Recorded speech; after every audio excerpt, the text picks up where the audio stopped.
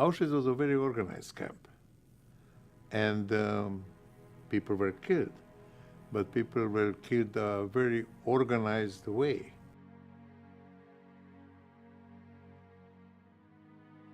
I was born into the Holocaust. I was born in 1938. I am what is known as a child survivor. A lot of the survivors go around to different schools these days and will interact with students. They'll tell some of their stories and then they'll open it up to Q&A. And to hear it from people who actually lived those experiences is far more effective and far more powerful than reading it in a book. That's probably the best way to get these stories told, but that's simply not going to be a possibility in 10 and certainly not in 20 years, unfortunately. We should keep the tradition, not only now, through generation.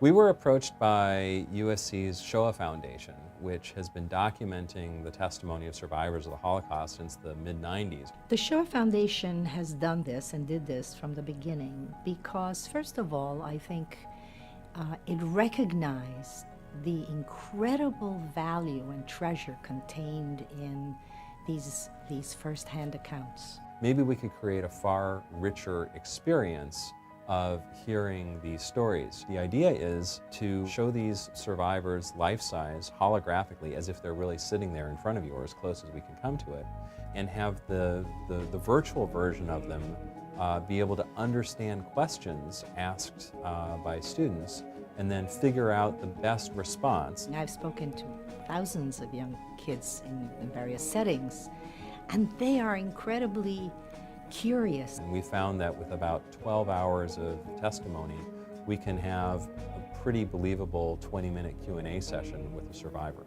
You see the person, you watch their body language, you watch their expressions, you are drawn into the story. So I like very much this hologram.